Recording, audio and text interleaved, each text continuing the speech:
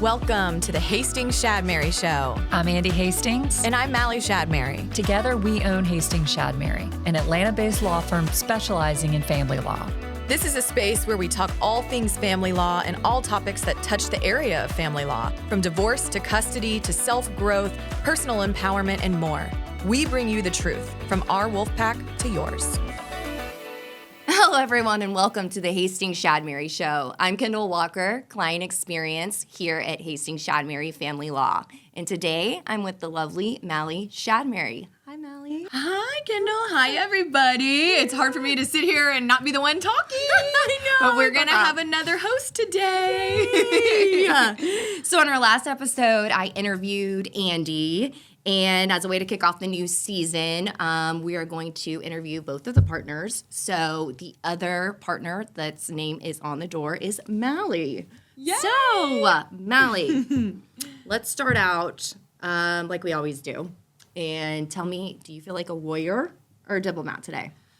Ooh, I feel like a diplomat today because I am really having to balance my personal needs with what's going on with work and keep myself together, mind, body, and spirit. I'm a lot of air traffic control right now. I'm working with a lot of our legal teams, trying to keep peace and harmony between all the departments in our office. Lots of fun things going on, but having to keep my big mama hat on and just be balanced. And, you know, I should be going to trial here in a couple weeks, and I can sense I'll have some more fire in the mix then, but I'm feeling like I'm reserving that right now. And it's like a rainy day. I just want to drink my Starbucks, like keep my head down, kind of work quietly in the shadows right now. That's my vibe. I love that. What about you? I love that. Kenny? Well, your answer is much better than mine. Oh, shut up. Because, No. I'm definitely feeling like a warrior because I'm getting some stuff done around Yes, here. girl. So, yes, we are well on our way to 2005 or 2025. 2000. What were we doing in 2005? I was graduating from high school. I was 15 and like getting my belly button 15. pierced. Okay, getting us ready for but you. So Kendall, you are. I know I'm not supposed to be interviewing you, but I love that. You're a marketing specialist at the firm. You do intake, client relations, client specialist, but so much more than that. Producer of the podcast. Oh, yes, you I are a forgot to warrior. mention. Yeah. You're a total Yes. warrior. She's working on getting us Always some in new warrior mode. swag. 2025 is bringing some crazy stuff, and we are so excited. And so did 2005. 2005. So, yeah. It feels like yesterday. Oh my gosh. Okay. So let's get going with the interview. So I've been really looking forward to this. So let's get it going. Yay. All right. So starting with the basics. So what area, county did you grow up in?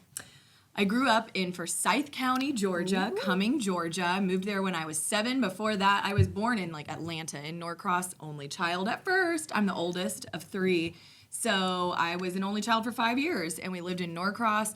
I moved with my parents to California at one point, and then we moved back here. I moved to Cumming, lived there since I was 7, and I still live in Cumming today. Yeah, true Georgia girl. Yes. Yes. Love that. So tell me a little bit about your parents. Okay. Because they're a really interesting Yes. couple, I hear.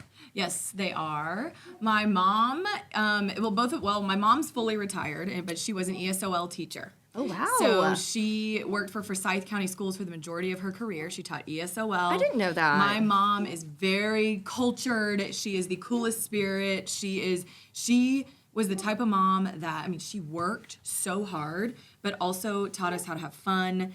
She was teaching us how to boogie board in the ocean, build forts, very tomboy mom. So I got a lot of my athleticism from her and really enjoyed that. Mm-hmm. And she was like this excellent balance of work hard, raise a family, be a good wife as well, but she did it all and did it with a smile on her face. And then my dad is from Iran. So I'm half Iranian, and I love that part of my family and our culture and our history. My dad owns a commercial drywall company. So he's an entrepreneur? Entrepreneur, and I am very similar to my dad. Just like you, in I was a gonna lot say, of ways. yeah. He is a workaholic, but in the best way. He's also an adventurer. He's very sporty as well. Both of my parents love to work out. They have good friend groups. They have a more like robust social life than I do. They are Really? constantly right now traveling. They have a nice beach house they like. They're camping. And I love to go hiking with my parents and go out to eat. And that's kind of our thing is we like to hike, and that's where we catch up. And usually it's just me calling my mom after work being like, I'm tired. Oh. But, yep, and that's kind of my family dynamic. I was blessed to have a very solid family and have two parents who love each other. They're best friends. They're, in their older age now, and they're just thriving. Aww. So that is so rewarding to get to see. I'm sure. And I actually I spoke with a PNC the other day. Yeah. Who said, I've known Mali since she was 8 years old, and I've known her family, and they're the coolest people. Yes. I used to ask Mali, she was such an amazing child that I asked her, one day when you grow up, you're going to be something. And she was like, and look at her now. Oh, so, I know who that is. And it's like I loved hearing that. Honor that people, because I remember who that is. That was an adult that was a big role model in my life. And to now get to serve them. Yeah. And share what I've learned in life and the trials and tribulations I've been through to now help them through their pain is very rewarding. So I'm glad you told me that. Yeah. That's an honor it gave me to chills. work with that person. It was great. Cool. So, I think we already talked about high school. You went to North Forsyth. North Forsyth? High school. Yes. I made good grades. I was a studious gal, but I wasn't challenged a lot. So I would get bored, and I would need to make up ways to keep myself entertained. I had my little boyfriends. I loved cheerleading. I loved being the captain of the cheerleading team. Ooh. Still friends with some of those girls today. The grades, I would say, for me, it was like I wanted to make A's. I was okay with making B's, but unless I truly cared about what I was learning about, I was just getting through it. So I coasted, I would say. And I was a big horse girl. I rode horses. I was on the equestrian team. I definitely think that built me as a person. Yeah. So where did you go to your undergrad? Went to Kennesaw State. Kennesaw State, great school. I don't really know. I chose it because it was close enough to home. It was about 45 minutes to an hour from coming. And honestly, I had my high school sweetheart at the time. Oh, and I didn't want to be too far away from him. I know how that goes. And so I picked that school, and I'm grateful that it worked out that way. I loved going to Kennesaw. Similar though, like I was a political science major. That's what I was going to ask you next. What was your major? Yeah, political science. And I was bored. I was bored. I loved philosophy classes and public speaking related classes. Too. Oh, I could have guessed that. And I did very well in those sorts of things, but math, not my thing. Me either.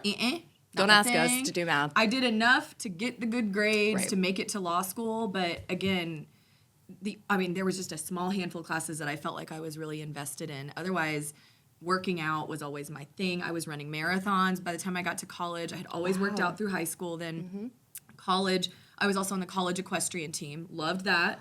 I and another girl, we started the college equestrian team at Kennesaw. No way. So it's a club sport there, but we loved it. And at the end of college determined, okay, law school will be the next step. That's what I was going to say. When did you decide that you wanted to go to law school? Was that always something? That's a good question. Yeah. Yes. I'm one of those people that when I know, I know. And I have a very strong intuition. So I actually really knew since I was about 4 or 5 years old that I wanted to be a lawyer. My grandfather, my Baba, I have his name your tattooed. Baba. I have my grandpa's name and grandma's name tattooed in Farsi and my hand's writing on, this is my mom's parents and this is my dad's parents. I don't think I've ever seen that tattoo. I love it. How meaningful. My dad wrote their names for me in Farsi because I just think the language is so beautiful. And then he didn't know I was going to get it tattooed on myself, so he was not happy. But I did it. And I was like 30 at the time, but my dad still takes care of me. Right. Right. So I knew from a very young age, my Baba, my mom's dad, was just the patriarch of our family. My dad too, but like Baba really led by example. He was just fabulous. Oh. And I looked up to him, and then it was just this inherent knowing, like, I know I need to do this. And I loved public speaking, reading, and writing from a very young age. I remember being in elementary school, it was 4th grade. And I had to do a speech. Everybody did, but I memorized mine because that's what made sense to me. And I remember all my classmates were like, oh my gosh, I knew I stood out in the speaking realm. And I knew that was how God gave me a gift that I could serve people using that. So that happened when I was young. Then there's this fateful day in college where, yes, I did political science, kind of thinking I'll try to go to law school, but I didn't know what I wanted to do as a lawyer. I just knew I was supposed to go that direction. But I also was a big horse girl. I loved it. I worked as a trainer. I've taught hundreds of kids how to ride, and adults as well. I led trail rides for a weekend job all the time. And I could train horses as well. And I was a barn manager. I could manage barns of up to 30, 40 horses, and I loved it. So my mom takes me, for some reason, I'm in college. She takes me to Barnes & Noble one day, and I don't remember why. We're sitting in her car, and she's like, what are you going to do after this? And in typical Mali fashion, I'm very quick to make decisions. Sometimes too quick, but sometimes that serves me very well. Yeah. Because I'm pretty in tune with what I want, usually, and what I think needs to happen. And so she asks me, and I'm sitting there, and it's this life-changing question. She's like, where do we go after this? And I'm like, well, I could train horses, or I could be a lawyer. And I'm like, horses are expensive, so I should probably be a lawyer, and I can make the money to do that piece. Plus, I just know I'm not going to be challenged enough to only do horses. Mentally, spiritually, I need a lot more. I knew that. But even then, I didn't know how. It wasn't this inherent, let me serve people yet, let me be a protector. I didn't develop that until during law school, but I knew that I was being pulled by the universe to go be a lawyer. So I tell my mom in a matter of 2 minutes, I'm like, so anywho, the conclusion is we're going to law school. And we walked into Barnes & Noble and bought me a LSAT prep book, which I never read. Never prepped for the LSATs, hated them. People to this day still ask me, I'm doing really bad at these tests, these fake tests for the LSATs. That's the test you have to take to get into law school. And I'm like, don't even worry about it. Just do your best. I did some prep course, hated it. Didn't study the book my mom got me, made it into law school. Love that. That was the next chapter. So where did you go to law school then? I went to Emory. Emory. I loved it. I actually went to John Marshall my first year, transferred to Emory my second and third years. My first year of law school is also when I became a dog mom for the first time. That's when I got my Baxter. So this year will be 10 years of practice for me in October. Wow. Feels like 20 or 30. Feels like my life changed so much. Law school is 3 years, and I did not know I wanted to do family law at the beginning. Really? I was struggling to focus in law school because, frankly, I didn't care about contracts. I didn't care about criminal law, but you got to learn all the fundamentals. Right. And you have to learn how to think like a lawyer. So did not love it until I started to cater my studies more towards family law. Okay, so was that in school or what during maybe your first job out of school? So I started working at law firms in college when I was about 20. So I've been in the industry since I was 20. That's 15 years now. And did every job you could imagine. I would pick anything up off the floor for you, whatever you need. Anything I could do to learn the ropes. I was very interactive. I was a legal assistant at a very nice firm in Midtown Atlanta. That was still in college. Interned with them. Continued to work for them intermittently throughout law school. And I had other internships as well. I worked for the Attorney General in the Civil Litigation Department. But my first year of law school is when I determined I'm going to be a family law attorney. Okay. And I also, at the same time, was doing very well in any class where I had to stand up and do fake trials or speak, basically put on presentations. And I had a teacher my first year that pulled me aside, and she said, you have a gift. If you don't become a trial attorney where you're in court talking, the world is missing out. You've got to do this. So that empowered me because I, at first in law school, was somebody that felt very out of place. I felt like I'm not supposed to be here. But yeah, my first year of law school, I had a teacher that said, this is what it was. I went to her office crying and was having a bad day. And we were there to talk about a paper. And she's like, are you mad because you made a C on this paper? And I'm crying and I'm like, no. And she's like, oh, it's a man. And I'm like, yeah. I broke up with someone. I had a boyfriend. I'd been with it for 3 years. It was a long-term relationship in your 20s. They're hard. I remember I had my dog in the car, in the parking deck at the law school when I'm in this meeting because I was afraid my ex was going to take him. And I just remember that's where my frame of mind was. It was not good, what I was going through. It was dangerous. And I talked to my teacher, and she pulls out a box of tissues, and she's like, I got cookies and tissues. Which ones do you want? I'm like, tissues. And she's like, you are not going to let a man distract you. You cannot do that. You are going to be worth too much. Like, get it together. And anyway, long story short, she had been a family law attorney. She gave me some of that divorce lawyer coaching and like helped me. I always describe it as it was like a football player. She picked me up by the seat of my pants, spanked me, and sent me back out on the field and was like, go do it. And I did. And that's Professor Jaffe. And I saw her at a restaurant last year. I need to touch base with her. Yeah. Hi, Professor Jaffe. I love you. You made such an impact. I decided family law after that. And so then I picked some classes at Emory second and third year and got to learn from some of the most world-renowned people in the area of family law that really taught me. And Emory had this philosophical approach to a lot of my classes, which works for my brain. Yeah. I mean, and you're this way too. Like, we are creative. I need to get in it. I mean, law to me is a form of art. Trial is a form of art. We are in marketing together, which is why we have so much fun. It's so fun. And I needed that philosophical, deep thinking outlet, and the teachers there really gave me that. And I knew by the time I left third year of law school, it's family law or bust. I need to be in trial a lot. And they say, family law, you're going to trial. Be ready for it. If you don't like that, do not go there. And I got my foot in the door with a good firm, and here we are. Yeah. So let's talk about a good firm. So what was your first job out of school? So I ended up at a firm in Cumming. Okay. And it was specialized in high asset divorce. It was a boutique, high-end law firm, and I had a good mentor who was a beast in the courtroom. And I still go against her to this day. And, you know, it's a small circle family law in Georgia. And so I threw my whole being into my career. And that was 2015. And I was at that firm for, I can't remember, 3 or 4 years. And I remember thinking I still had this imposter syndrome, like, well, I don't belong here. Even then. But it was like almost like I'm so grateful to be here and I'm going to be the best. And then it turned into I am going to protect these people. I don't think it hit me until I sat down my first day practicing as a lawyer or like out of law school. Oh, shit. People are trusting me with their kids, their money.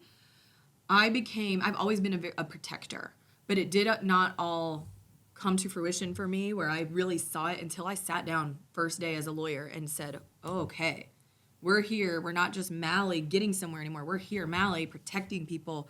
I got to figure this out. And I became very frustrated very early at myself because I wasn't, in my mind, learning fast enough. And I just remember saying out loud, I just feel like a sponge and I'm just absorbing everything that I possibly can until I become an expert. And it happened. I'm not saying I'm an expert. That's the beauty of being a lawyer. You're learning forever. But it happened faster than I thought. And I was trying cases within a couple months after I passed the bar. I won my first trial. It was an incredible case. I don't know how we did it. And I never turned back. I found my place in the courtroom. I remember blacking out in the courtroom when I'd be speaking because nerves and everything else, but it was almost just out-of-body experiences. Like, I'd be like, I don't know what I just said. I do not know what I just said. But we won. And that eased over time. Yeah. So, I've always been in high-asset, complex custody cases, which works very well for my philosophical brain. I need the complexity. I needed the challenge. And gradually, I know we'll get there. I made my way over to Wagner Hastings with Andy. But I will say, the past 10 years, I've grown more than I ever did in my first, 25 years of life. Now I'm 35. I was a workaholic most of this time. I was stunted emotionally, physically. I didn't pay attention to myself for a very long time. I was going through my own relationship issues, bad, abusive relationships, things like that. I put everything into work, and I don't regret it. It happened for a reason. I'm a much more whole individual now and every day working at that.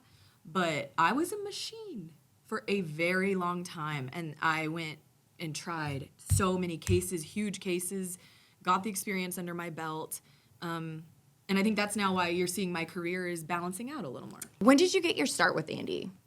So I left the first firm and came to Andy. It happened overnight, ended things with the previous firm. The next day, or that night, I interviewed with Andy and Amy Wagner. My dad's like, Mali, do not take the first job offer that you get. And I took the first job offer that I got. I did. Sorry, Nate. Yeah. Sorry, Dad. But it was the best choice. So literally within 24 hours, I have a new firm and bringing my clients over. And I started as Andy's associate. And I came to her as I don't know how she learned how to help me, but I was a fireball. It's the only way I know how to describe it. Just coming in, bulldozing, bull in a china shop. And Andy helped elevate me. She helped me develop sophistication. She helped me develop more cunning techniques. She helped me have a safe space, too, to go to her with personal problems and start ironing those out together. And she and I started growing as women together. We tried cases together as her associate. I just remember being like, just let me try it. I know you're the partner. Just let me do it. She's like, okay. Anyway, that relationship just changed my life, getting to work with Andy. And we were intense. We were a very intense team. We still are, but we're learning to like have more joy and all of those things. But for what I remember as joining as an associate with her is we were both workaholics. I was still a runner at this time. I'd go out and be running at 4:35 in the morning, and it'd be 30 degrees outside. It's when I used to run with both my boy dogs, Bax and Cohen. So I'd run with these 200-pound dogs. It would be 30 degrees in the morning. Andy would call me at 5 a.m. because she couldn't sleep. And we had problems in this case, in that case, and I'd be on it. I would stop the run, and I'd be like, breathing ice. Yeah. And I'm like, okay, I'm on it. But we had that together, and it obviously took us places. Yeah, y'all are like a yin and a yang. Yeah. I always say it. Complement each other perfectly. She became family, her and her husband Ned, and that became our wolf pack. And so never looked back after that. Yeah. So when did you become partners? This was a few years ago, 3 years about. So Andy and Amy called me one particular night, I want to say. I had been going through a lot personally, and there were some associates at the firm at Wagner Hastings at the time that were not nice to me at all. And Andy and Amy said, we've decided to make you a partner. And it meant everything to me. I had been talking about wanting to be a partner since day one of probably walking into the first firm. So it was a huge deal to me. But I didn't feel like I really deserved it. I felt like Andy and Amy did that for me because other people at the firm were being mean to me. And I just felt like it was almost out of pity. I also, now that I'm thinking about it, I also felt like, okay, now I've accomplished partner. This is within minutes of them telling me this. It was on the phone, and we were going to celebrate it. We had a big party and a big to-do, which I felt like I was embarrassed about for some reason. I couldn't even enjoy the celebration of it because of where I was at in my life. But I remember thinking, well, now they've made me partner, but now what am I going to accomplish? This sucks. This was the mountain I thought I was not going to climb to the top of for a while. And then I was there, and I was like, crap, what am I going to do now? And because my whole identity had been wired up in work and accomplishing things. And I got over that. I now definitely, looking back, I know what I could have said to that girl back then, but I really struggled with feeling I didn't like attention on me. I didn't feel like I really earned it. I don't know why those were my feelings, but where I really grew into myself as a partner was with Andy and Amy. And we three went to work together to decide how the firm had kept growing. Since I had joined, it kept evolving and growing, and it was time to make some infrastructure changes, kind of overhaul things, and keep growing. And that is when I stepped into my own and realized, okay, I am not just a lawyer. The lawyering is the easy part. The business is what I'm now going to grow into. And that took us into a new era. Yeah. Yes, it did. It did. So going back, and this is kind of off subject, but you are a trial girly. Yeah. I would say. Yeah. Definitely are. Best kind of girly. Yes. So I want to learn about your favorite trial story. Ooh. Switching gears. There's so many. I know you've spoken about a few before. I know, and I hate it because I'm going to repeat stories because they That's okay. stand out in my mind. I would say my very favorite has to be my first trial ever. I was told you're going to lose. We took this case pro bono. The client's not paying for it. Go do your best.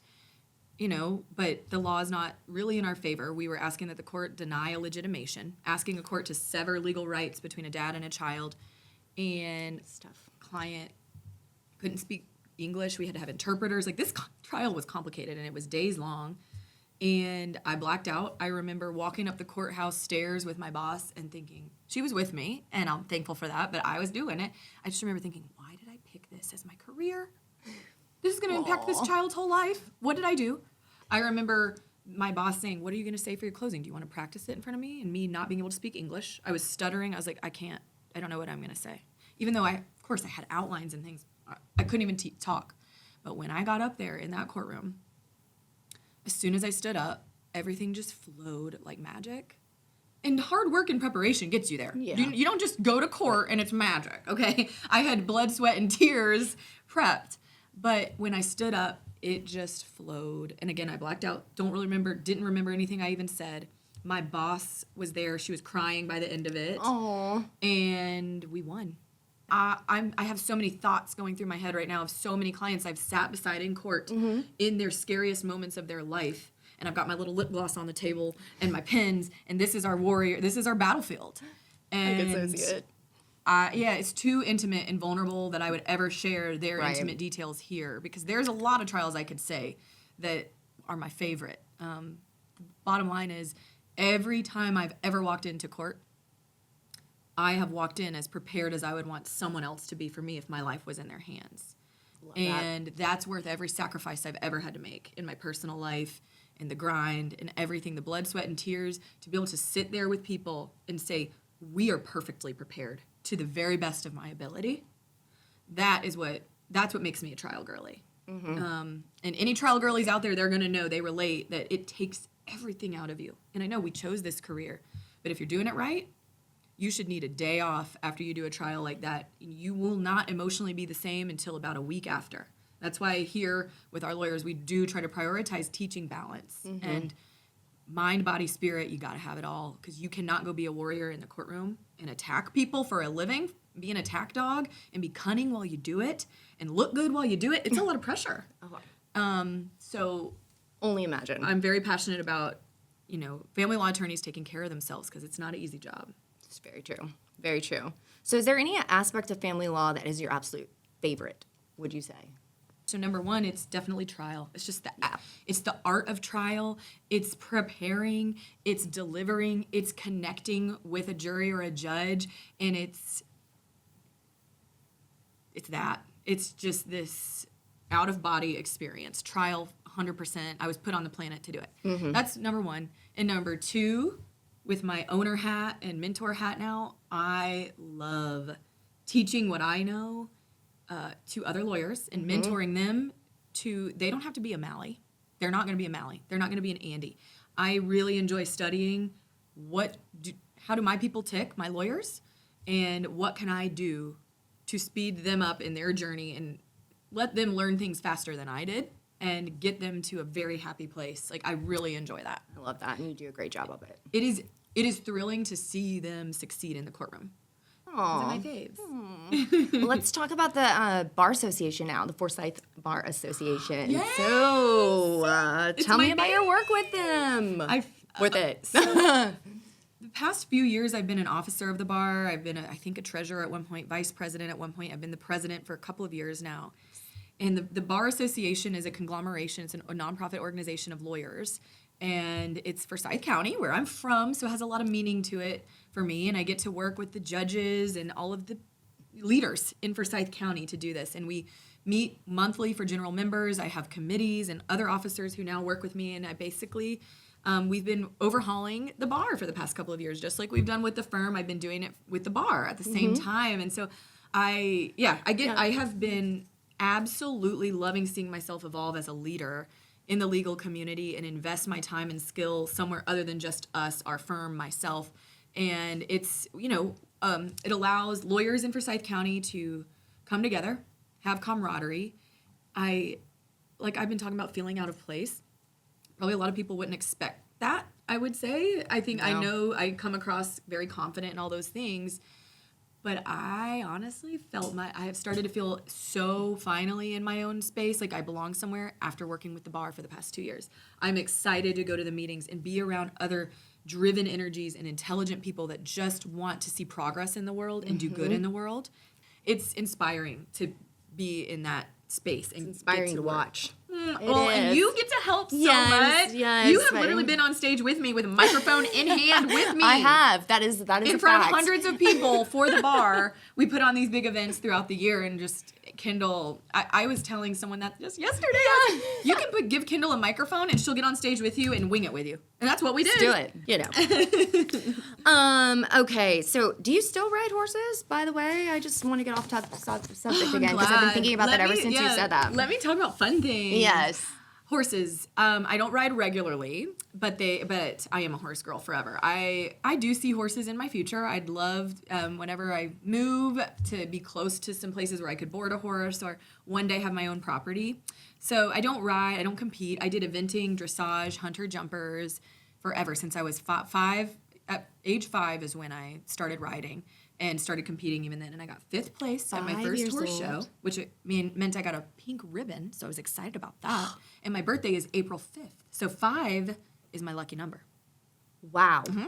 And anyway, don't ride anymore regularly, but I think it shaped me as a woman. Mm-hmm. You can't tell me it doesn't build confidence to put a 5-year-old child on a 2,000-pound animal, 1,500-pound animal, and teach her how to confidently direct the animal and do it with kindness, and they can sense your energy. So horses had a lot to do with who I am as a person.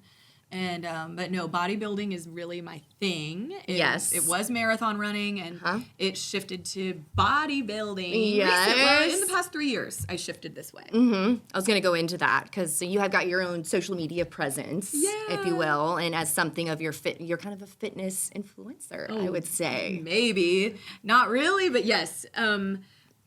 Fitness coincides with who I am, so it's just part of my identity. And what happened was I had to stop running long distance because when I was 30-something, whatever I was, 32 at this point, I was getting injured too much. And my cortisol levels were so high. I was so stressed all the time as a trial lawyer. And to keep putting that pressure on my body running, it was a lot. So I started strength training. I started with a coach 3 days a week. I'll be forever grateful to him. He taught me a very basic bro split, kind of a push-pull leg day, and started to teach me how, not be intimidated by the gym. I actually feel in play, totally like I'm where I'm supposed to be when I'm in the gym. And with him, he made me feel safe learning how to navigate the weight room. I think women especially, it's intimidating. There's a lot of dudes in there, all the things, but just pro tip, no one cares. Literally no one's looking at you and no one cares. And I learned that, and it was nice to get to hide behind him and him teach me. And then it just took off from there. And honestly, what happened was I learned, this weightlifting and eating more protein and understanding macros and meal prepping a little bit, that is so much less work than running for hours every day and having this lean physique. That's great. But I started to build a physique that really was what most women are looking for. And it came from lifting weights and building muscle, and muscle burns fat. And I started to learn how to be more of a machine. And with bodybuilding, you have to be balanced, mind, body, and spirit, or you're not going to make it. And the sport has been so good for me because it forces me to be present and really know myself. And at the same time, I'm very passionate about, I think, businesswomen, especially lawyers, you should have some kind of regimen. You don't have to be a bodybuilder, but you need a strength training regimen. The secret recipe, everyone asks me this. You want to know a secret? Do you really want to know a secret? Yes, this I is do. my most thing people mostly ask me is, how do I how do I get your body? Which feels very cocky of me to say, but I get asked that. It's simple. You need to eat more protein. It needs to be 1 gram of protein per your body weight. You need to walk 10,000 steps a day, and you need to strength train at least 3 days a week, and it can be 45 minutes. It doesn't have to be 3 hours, 2 hours, 45 minutes, 3 days a week. But for lawyers especially, we don't have the time. So you need to be efficient with your time, and if you want to do it, that's how you do it. So come to me if you need me to help you. I will help put together a plan for you. So where can people find you then? So if you want to follow my fitness journey, go find me at Shadmehry. That is my Instagram, and I just post my progress. I post a lot of vulnerable things on there because, again, the sport is vulnerable. So I talk a lot about what I'm feeling that day, diet, all of that. And then, my personal socials are just my girly life and firm life and business development. So that's just Shadmehry on Instagram. And my Facebook, if you're on Facebook, is just Mali Shadmehry. Yes. I love connecting with people online. Yeah. And would love to have you guys follow my journey. It makes me feel like you're part of my wolf pack, that I have people that I've never even met before, but they'll come up to me in the gym and say, I've seen your Insta, and in those moments, I need it. So come find me. I love to keep building my network. Yes, and I think that people can definitely learn from your experience and what you put on there. So do you have any plans to be competitive in the fitness arena? Yes. Okay, yes. I'm so excited about this. I am going to compete in bodybuilding this year in the wellness division. And I still have So a little bit excited of for this. you. I'm like sweating saying it. I have a little bit of this imposter syndrome still about it. But I think I'm going to see it as a form of humility. I'm just being humble. Stormy Louise. Oh, she's excited too. Mommy got excited. Oh, yes. she's telling me it's time to stop talking. Okay, I know. We'll wrap it up in a minute. Yes, we're almost done. We're almost done. But Stormy. as we already said, Kendall and I love to talk. Yes. This is Stormy Louise, which Yes. she needs her own episode, okay? She does. My best friend, my soul sister. Okay, thank you.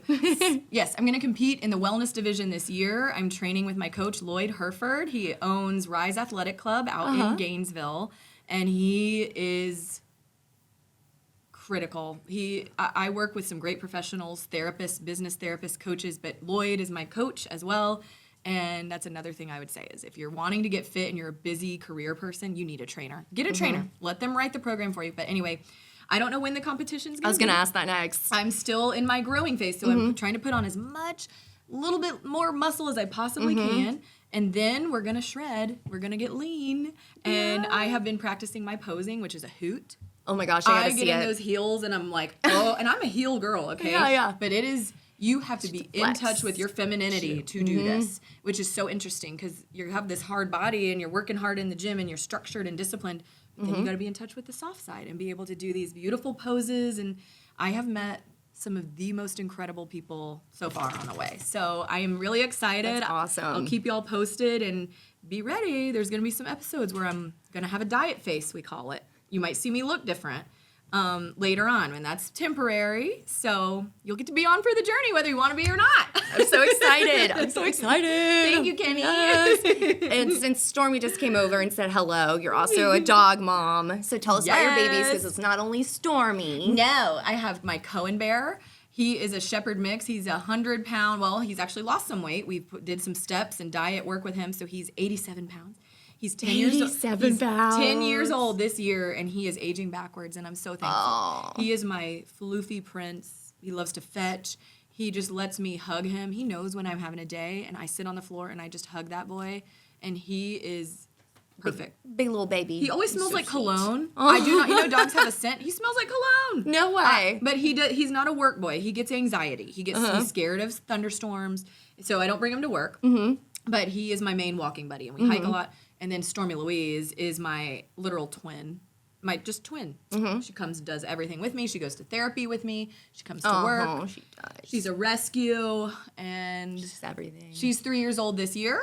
And She's 3 already? it was interesting. I started bodybuilding 3 years ago. I got her 3 years ago, and this firm was formulating at that time too. So the past 3 years with bodybuilding, Stormy, the firm changing, like that's been the best time of my life. So hardest time of my life also. Hard, grueling work, hard answers I've had to find, and painful emotional work needing to be done that I'd put off for all those years, and here we are. Yes. But my doggies tie into it. So I have one last burning question for you. Okay. So, what kind of impact are you leaving on society as a whole? We view family law as a pillar to society, to the American culture. And I learned this back in my studies, back at Emory, with these philosophical, just amazing professors about how the way that the United States has formed as a unit came from first the family unit as a whole. Our family unit structure came from Greco-Roman times. We were modeled after that. And so, well, here we are, and our family units are dissolving. In the U.S., we get divorces because we've evolved. You're not forced. You don't have to stay in an unhappy or an abusive relationship anymore. And that's not what's going to create a happy culture. We need people to be happy, productive members of society. And in order to do that, you need to have a happy life, duh. And so we're helping the dissolution to do it in a responsible way, to be forward-looking, to look at the family as a whole and say, you need this, they need this, the kids need this, let's get you to a conclusion so you can go out and be a productive member of society and leave your mark on the world and add beauty to the world. And that's all it takes to better society is all of us need to have something beautiful to add and feel like we have some purpose. And so that's the footprint we want to leave, is we want to serve families to get people to their new chapter. How we look at cases is we're forward facing. We're not backwards looking. I know you want to focus on how that person hurt you and how terrible it was, but that kind of negativity is what drags a society down, and we do not need that anymore in this world.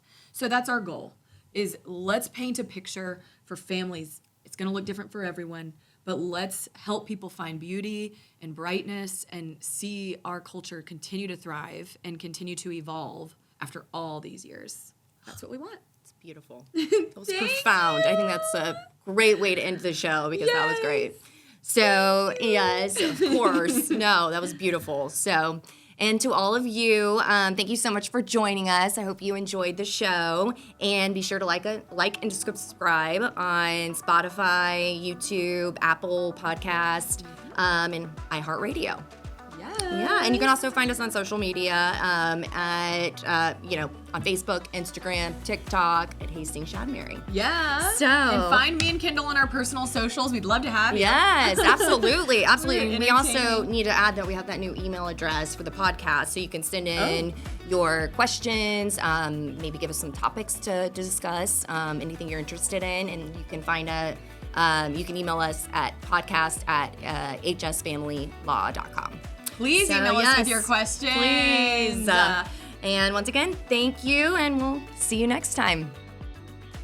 The Hastings Shadmehry Show is a production of Hastings Shadmehry Family Law and 1066 Productions. It is produced by Kendall Walker and Ned Hastings and edited by Ned Hastings.